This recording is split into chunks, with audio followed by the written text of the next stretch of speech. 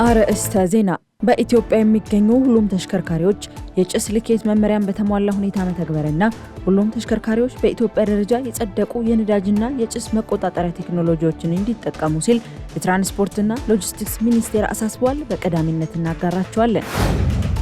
የአሜሪካ ዜግነት ላላቸው ትውልደ ኢትዮጵያውያን የቅጣት ቅነሳና የምህረት ዕድል መስጠቱን የኢሚግሬሽንና ዜግነት አገልግሎት አስታውቋል። ይህ የቅጣት ቅነሳና ምህረት ዕድል ግለሰቦቹን ወደ ህጋዊነት ለማምጣት የተሰጠ ነውም ተብሏል። ዝርዝሩን ይዘናል። በሰሜን ምስራቅ ናይጄሪያ ማይዱጉሪ በተሰኘው ከተማ በደረሰው የቦምብ ፍንዳታ በትንሹ 23 ሰዎች ሲሞቱ ከ100 በላይ ሰዎች ደግሞ መቁሰላቸው ተነግሯል። እናስደምጣቸዋለን። የአውሮፓ ሀገራት በሆርሙዝ የባህር ወሽመጥ የአሜሪካን ወታደራዊ ጥሪ ውድቅ አድርገዋል።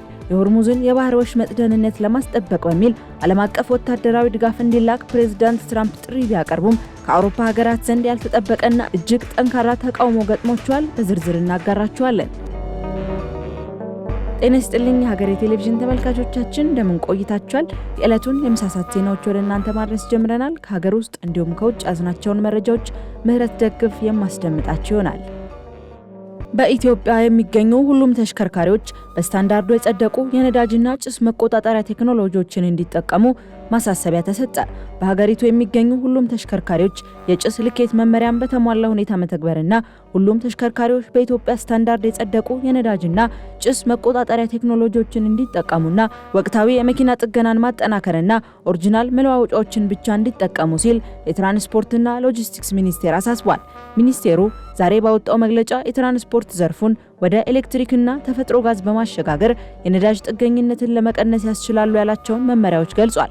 በዚህ መሰረት የኤሌክትሪክ መኪናዎችን መጠቀም፣ በነዳጅና በኤሌክትሪክ የሚሰሩ ተሽከርካሪዎች ነዳጅን በመተው የኤሌክትሪክ ኃይልን ብቻ እንዲጠቀሙ እንዲሁም በነዳጅ የሚሰሩትን ወደ ኤሌክትሪክና ተፈጥሮ ጋዝ የመቀየር ስራን መጠናከር እንደሚገባቸው አሳስቧል።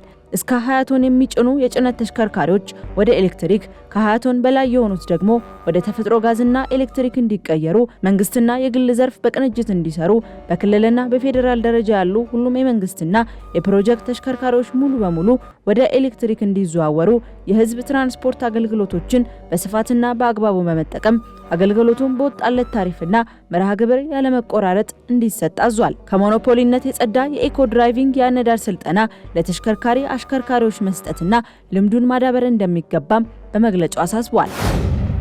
የ12ኛ ክፍል መልቀቂያ ሀገር አቀፍ ፈተና ምዝገባ መጀመሩ ተገለጸ።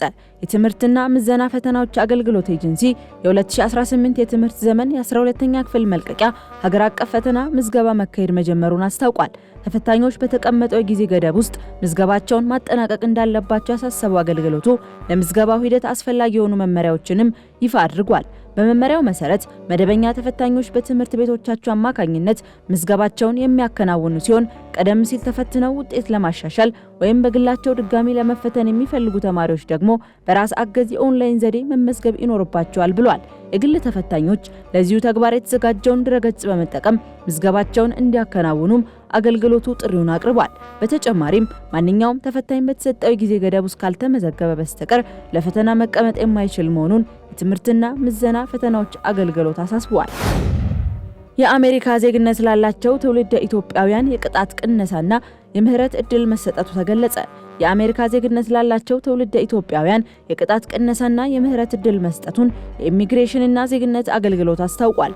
በመሆኑም ከ18 ዓመት በታች ለሆናቸው ህጻናት ቅጣቱ ሙሉ በሙሉ ተትቶላቸው ወደ ህጋዊ የቪዛ አሰራር ውስጥ እንዲገቡ እንዲደረግ፣ 18 ዓመትና ከዚያ በላይ ለሆኑ አዋቂዎች ካለባቸው የቅጣት ገንዘብ በግማሽ በመክፈል እንዲስተናገዱና ወደ ህጋዊ የቪዛ አሰራር አገልግሎት እንዲገቡ በማለት ውሳኔውን ማሳለፉን ገልጿል። ይህ የቅጣት ቅነሳና ምህረት ዕድል ግለሰቦቹን ወደ ህጋዊነት ለማምጣት የተሰጠ በመሆኑ የተሰጠው ዕድል ለአንድ ጊዜ ብቻ መሆኑን ያስታወቀው አገልግሎቱ ከመጋቢት 15 2018 ዓ.ም ጀምሮ እስከ ግንቦት 15 2018 ዓ.ም ባሉት 60 ቀናት ውስጥ ወደ ኢሚግሬሽንና ዜግነት አገልግሎት ዋና መስሪያ ቤት በመቅረብ አስፈላጊውን ዶክመንት በማሟላት እንዲስተናገዱና ወደ ህጋዊ የቪዛ አሰራር ውስጥ እንዲገቡ አሳስቧል። ከተሰጠው የጊዜ ገደብ በኋላ ግን በኢሚግሬሽን ደንብ መሰረት ብቻ የሚስተናገዱ መሆኑን ተቋሙ ባወጣው መግለጫ ገልጿል። ለትራፊክ አደጋ ተጎጂዎች አስቸኳይ ሕክምና መሰጠት እንዳለበት የሚደነግገው አዋጅ በግል የሕክምና ተቋማት እየተፈጸመ አይደለም ተባለ። በማንኛውም የሕክምና ተቋም ለትራፊክ አደጋ ተጎጂዎች አስቸኳይ ሕክምና መሰጠት እንዳለበት የሚደነግገው አዋጅ በግል የሕክምና ተቋማት ሙሉ በሙሉ እየተፈጸመ እንዳልሆነ የአዲስ አበባ ትራፊክ ማኔጅመንት ባለስልጣን ገልጿል። ባለስልጣኑ በመዲናዋ በ11ዱም ክፍለ ከተሞች በሚገኙ የግል የመጀመሪያ መካከለኛና ከፍተኛ ክሊኒኮች እንዲሁም ሆስፒታሎች ላይ አድርጌያለሁ ባለው ጥናት መሰረት የአዋጁ ተፈጻሚነት ላይ ጉድለት ማግኘቱን ጠቁሟል። አደጋ ከደረሰ በኋላ ተጎጂው በማንኛውም የሕክምና ተቋም የአስቸኳይ ሕክምና ማግኘት እንዳለበትና ማንኛውም የጤና ተቋማትም አገልግሎቱን መስጠት እንዳለባቸው የሚኒስትሮች ምክር ቤት ደንብ ቁጥር 554/2016 እና አዋጅ ቁጥር 799/2005 ቢደነግግም በተሽከርካሪ አደጋ አስቸኳይ ሕክምናን በተመለከተ በአዋጁና በደንቡ ላይ ግንዛቤ ያላቸው 86% መሆናቸውን በጥናቱ ማረጋገጥ እንደተቻለም ተነግሯል። እንዲሁም የተሽከርካሪ አደጋ አስቸኳይ ሕክምና ለመስጠት የሚያመላክቱ ቅድመ ዝግጅቶችን ከማድረግ አንጻር ቢልቦርድ፣ አስፈላጊ ማህተም፣ የታካሚዎች መመዝገቢያ መዝገብ የመሳሰሉትን ከማደራጀት አንጻር 92% ምንም አይነት መረጃ ሰጪ ቁሶች እንደሌላቸው መረጋገጡንም ባለስልጣን አስታውቋል። ለጉዳዩም ትኩረት መደረግ እንዳለበት ማሳሰቢያ ሰጥቷል። ከሀገር ውጪ ወደ ያዝናቸው መረጃዎቻችን አለፍን። በናይጄሪያ በደረሰ የቦምብ ፍንዳታ 23 ሰዎች መገደላቸው ተሰማ። በሰሜን ምስራቅ ናይጄሪያ ማይዱጉሪ በተሰኘው ከተማ በደረሰ ተከታታይ የቦምብ ፍንዳታ በትንሹ 23 ሰዎች ሲሞቱ ከ100 በላይ ሰዎች ደግሞ መቁሰላቸው ተነግሯል። ፍንዳታው ትላንት ሰኞ በማይዱጉሪ ዩኒቨርሲቲ ሆስፒታል መግቢያና በሁለት የገበያ ቦታዎች ላይ መድረሱ ተገልጿል። በደረሰው ጥቃት ብዙ ሰዎች የተጎዱ ቢሆንም ትክክለኛው የሟቾች ቁጥር ገና እየተጣራ ይገኛል ሲል የሀገሪቱ የአደጋ ጊዜ አስተዳደር ኤጀንሲ ገልጿል። የከተማው ፖሊስ ፍንዳታው በደረሰባቸው 3 ቦታዎች ላይ ፈንጂ አምካኝ ቡድኖችን ያሰማራ ሲሆን ጥቃቱ በራሳቸው ላይ ቦምብ ባጠመዱ ግለሰቦች የተፈጸመ ሊሆን እንደሚችል ቢገልጽም እስካሁን ለጥፋቱ ኃላፊነት የወሰደ አካል አለመገኘቱም ተዘግቧል። የቦኮ ሐራምና የአይኤስ አማጺ ቡድን በብዛት እንደሚንቀሳቀሱበት የተጠቆመው ከተማው ካለፉት ጥቂት ዓመታት ወዲህ ካስተናገዳቸው የከፋ የሽብር ጥቃቶች አንዱ እንደሆነም አልጀዚራ ዘግቧል። የአውሮፓ ሀገራት በሆርሙዝ የባህር ወሽመጥ የአሜሪካን ወታደራዊ ጥሪ ውድቅ አደረጉ። የሆርሙዝ የባህር ወሽመጥ ደህንነትን ለማስጠበቅ በሚል ዓለም አቀፍ ወታደራዊ ድጋፍ እንዲላክ ፕሬዝዳንት ዶናልድ ትራምፕ ጥሪ ቢያቀርቡም ከአውሮፓ አጋር ሀገራት ዘንድ ያልተጠበቀና እጅግ ጠንካራ ተቃውሞ ገጥሟቸዋል። የጀርመን መከላከያ ሚኒስትር ቦሪስ ፒስቶሪየስ የአሜሪካን ጥያቄ በተመለከተ በሰጡት መግለጫ ኃያሉ የአሜሪካ ባህር ኃይል ያልቻለውን ጥቂት የአውሮፓ የጦር መርከቦች ያደርጋሉ ተብሎ አይጠበቅም። ይህ የእኛ ጦርነት አይደለም፣ እኛም አልጀመርነውም በማለት የጀርመንን ግልጽ አቋም አንጸባርቀዋል። በተጨማሪም የጀርመን መንግስት ቃል አቀባይ ስቴፋን ኮርኔሊየስ አሜሪካና እስራኤል ግጭቱን ከመጀመራቸው በፊት አጋሮቻቸውን እንዳላማከሩ ገልጸው ቀድሞውኑ ዋሽንግተን የአውሮፓ እርዳታ እንደማይፈልግ በግልጽ መናገሯን በማስታወስ አውሮፓ ለጉዳዩ ኃላፊነት እንደማትወስድ አስረግጠው ተናግረዋል። ይህ የጀርመን አቋም በሌሎች የአውሮፓ ሀያላን ሀገራትም ተንጸባርቋል። የአሜሪካ የቅርብ አጋር የሆኑት ፈረንሳይና ብሪታንያ በሆርሙዝ ወሽመጥ ላይ የባህር ኃይል ጥበቃቸውን ከማጠናከር በዘለለ በቀጥታ ወታደራዊ እርምጃ ውስጥ እንደማይገቡም ፍንጭ ሰጥተዋል። በሌላ በኩል የአውሮፓ ህብረት ከወታደራዊ ጣልቃ ገብነት ይልቅ ዲፕሎማሲያዊ መፍትሄዎች ላይ ብቻ ትኩረት እንደሚያደርግ በይፋ አስታውቋል ሲል አልጀዚራ ዘግቧል። ኬንያውያን በሩሲያ ዩክሬን ጦርነት እንዳይሳተፉ ከሩሲያ ጋር ስምምነት ተደረገ።